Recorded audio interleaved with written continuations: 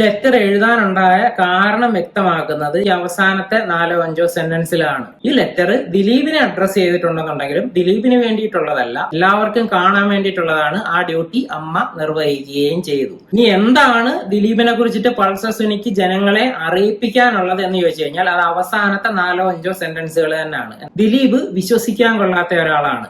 കൂടെ നിന്ന് എല്ലാവരെയും ചതിച്ചിട്ടുണ്ട്. ഈ കേസുമായിട്ട് ബന്ധപ്പെട്ട് എല്ലാവരെയും ദിലീപ് വിലക്കെടുത്തു കഴിഞ്ഞു. ദിലീപ് കേസിൽ നിന്നും എസ്കേപ്പ് ആവും. ഇത്രയും കാര്യമാണ് പൾസർ സുനിക്ക് ജനങ്ങളുടെ അടുത്ത് കമ്മ്യൂണിക്കേറ്റ് ചെയ്യാനുള്ളത്. ഇതിനെ സപ്പോർട്ട് ചെയ്യാനായിട്ട് കുറച്ച് കാര്യങ്ങളാണ് അതിന്റെ മേളിൽ കൊടുത്തേക്കുന്നത്. ഇതിലൊന്നിലും ഡയറക്റ്റ് ആയിട്ടുള്ള എവിഡൻസുകളോ ഒന്നുമില്ല. പൊതുജനങ്ങൾക്ക് പറയാനുള്ള കുറച്ച് കാര്യങ്ങൾ മാത്രമാണ് ഈ എഴുത്തിലുള്ളത്. ഒരു കാര്യം നമുക്ക് വേണമെങ്കിൽ ഇതിനകത്ത് പറയാം.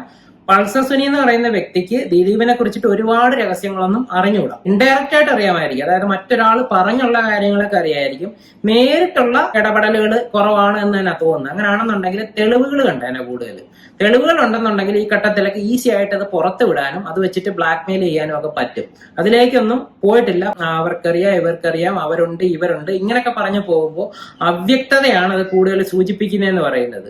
ദിലീപിനെ കുറിച്ചിട്ട് എന്തെങ്കിലുമൊക്കെ കാര്യങ്ങൾ പൾസർ സുനിക്ക് അറിയാനായിട്ടുള്ള ചാൻസ് ഉണ്ട്, ഇൻഡയറക്റ്റ് ആയിട്ടെങ്കിലും. അപ്പൊ ആ കാര്യങ്ങൾ കൃത്യമായിട്ടൊരു ക്ലാരിറ്റിയിൽ കമ്മ്യൂണിക്കേറ്റ് ചെയ്യാൻ പറ്റുന്നതുമില്ല. അതാണ് ഇവിടെ നടക്കുന്നതെന്ന് പറയുന്നത്.